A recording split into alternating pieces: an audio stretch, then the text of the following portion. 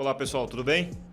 Hoje a gente vai falar um pouquinho aqui sobre CAPEX versus OPEX e como que isso pode impactar aí no valuation, DRE e os resultados da assessoria.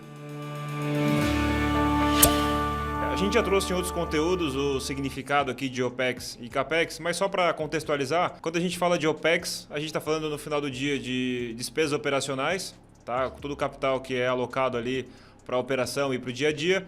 E quando a gente fala de CAPEX, a gente está falando de investimentos em capital, que aí geralmente no caso de assessoria vai ser toda a parte de notebook, estrutura física, a luva contratual, que tem suas peculiaridades, e outros ativos que vão ter contrapartida em balanço, desde que seja um ativo tangível, como o caso do notebook, como intangível, que seria esse caso de uma luva contratual para um profissional ou para uma equipe de profissional específica. Dito isso, a gente entende que tem muita dúvida e questionamento e até falta às vezes de entendimento do que eu lançaria como OPEX e CAPEX. A gente brinca aqui que no gerencial, né, a planilha aceita tudo, o Excel aceita tudo, mas a gente tenta sempre trazer uma boa prática contábil, seguindo o CPC e as principais normas, para que eventualmente quando você tiver uma auditoria ou um sócio capitalista, algum investidor analisando o seu negócio, a própria corretora também, facilite o entendimento e que você consiga justificar o valuation ou os números que você está chegando.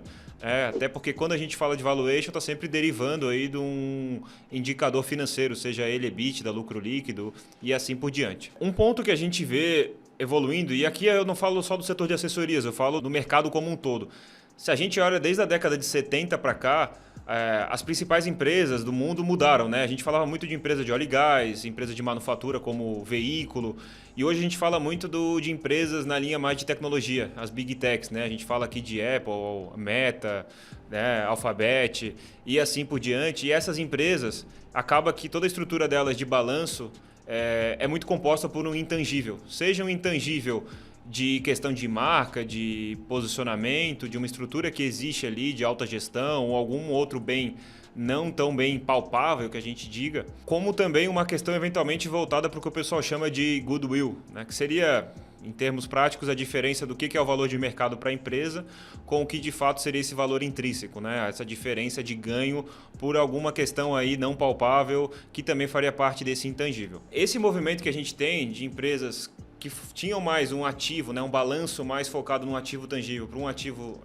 mais intangível, isso gera uma série de debates, até sobre o que eu considero no meu balanço, o que eu considero no meu resultado, e para a assessoria acaba não sendo diferente.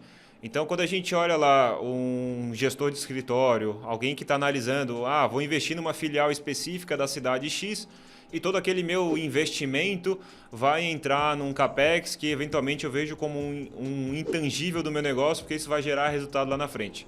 Ok, aí a gente tem algumas perguntas para responder, né? Essa estrutura realmente tem uma contrapartida de balanço? Pô, a gente já viu casos de botar como investimento o aluguel da estrutura ou alguma outra despesa operacional normal que deveria vir mais como um OPEX, né? Na linha lá de SG&A. Outra ponderação também. Como é que você vai calcular eventualmente a depreciação desse ativo que você está considerando no CAPEX? Você vai fazer um impairment, que seria acompanhar a evolução do ativo econômico, o quanto que ele perdeu de valor ao longo do tempo? Então, se você não consegue responder essas perguntas, já é um bom sinal de que talvez essa despesa ou esse investimento não seja realmente um investimento. Talvez seja o que você está construindo ali para o futuro e para o longo prazo do negócio, mas que não deveria entrar numa linha de CAPEX da sua DRE.